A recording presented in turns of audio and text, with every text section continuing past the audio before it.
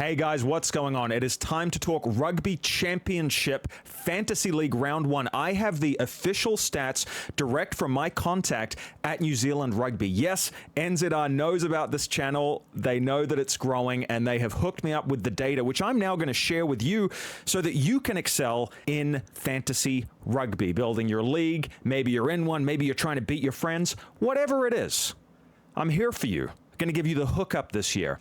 So basically, kind of a complex system, but ultimately you pick players in your 23 between the four nations, and you just hope they play well. You can screenshot this, take a look. I made this helpful graphic here. Basically, scoring tries, conversions.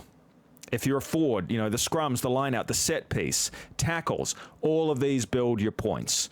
And, of course, you don't want to get red carded. As you can see at the bottom, that's going to drop 8 points off. But essentially, a pretty common sense scoring system. And then when it comes time to pick your captain, those points get amplified. But let's take a look at the stats you probably want to see. Who were the most selected fantasy rugby players in round 1? No surprises, perhaps. Ardie Savea and Will Jordan, who I call the modern-day Richie McCaw and Dan Carter of the All Blacks. It's high praise, but I think they earn it. And if you look at their performance on the weekend against Argentina, they were the best forward and the best back for New Zealand. And these statistics are really interesting to me because obviously it's not just Kiwis playing it. This is, people from all around the world. And it just shows, actually, that these are two of the most popular players in world rugby. These are the players that people rate. I find that super interesting. Obviously, Joseph Suali'i has just skyrocketed in popularity. You do have Pablo Matera in there, who is, a brilliant loose forward for the Pumas. So, I look at these and I think that really, Oxenche down the bottom is one guy you wouldn't have wanted to pick, right? Because the South Africans in general really had an off day against Australia. My advice, though, is do not quit on them now. You look at Eben Etzebeth in here, Oxenche, as I mentioned, maybe a guy like Malcolm Marx, who I'm not seeing here in this list. I would keep them in your thoughts for round 2, simply because it is likely that there will be a Springbok backlash. I'm not Nostradamus. I don't have a crystal ball. But keep in mind what tends to happen if the All Blacks or the Springboks have a bad loss. Invariably, they snap back. So it might be tempting to load up with Wallabies this week. Hey, maybe the Wallabies can do it again in Cape Town. But I would actually say take a close look at the Springboks because I feel like a pretty brutal riposte might just be coming.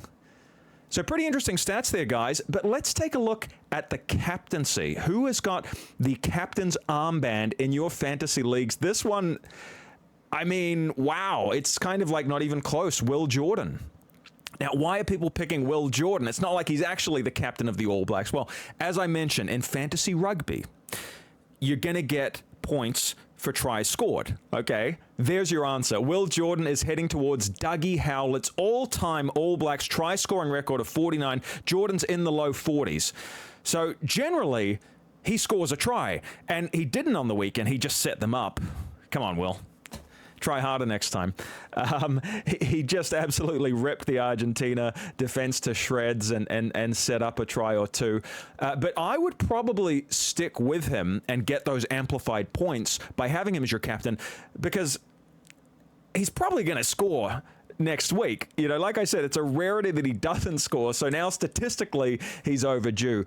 Obviously, you can't go wrong with Ardie Savea there. But again, these are the popular choices. How are you going to outcompete your rivals, your friends, your family, whoever's in your league? I would say don't sleep on a player like Albanese down there, down the very bottom, only 1.8%. Now, you would be to the contrary of everyone else if you pick him, but he did score a try on the weekend for Argentina. This is a guy who is going to get a lot of points for you. And I just think if you perhaps go against the grain with a choice like that, you might actually end up ahead of your rivals. Also, don't sleep on Beauden Barrett. If you look at his stats, they were very good on the weekend. And again, bad day for the Springboks forwards this past week, that doesn't necessarily mean it's going to be another bad day at the office in Cape Town. You think that those stats might be well up. And again, I'm going to just throw the name Malcolm Marks in there. He does like to score tries. His stats are usually very good. He's rock solid. That might be a name I would be popping in there if I had to give you a little tip. People have already done 25,000 transfers after round one, which means I think people got spooked by the Wallabies upsetting the Springboks. I'm guessing people are probably getting rid of a few Springboks from their teams. Again, my final parting advice, don't do that prematurely. I think the Boks will be back.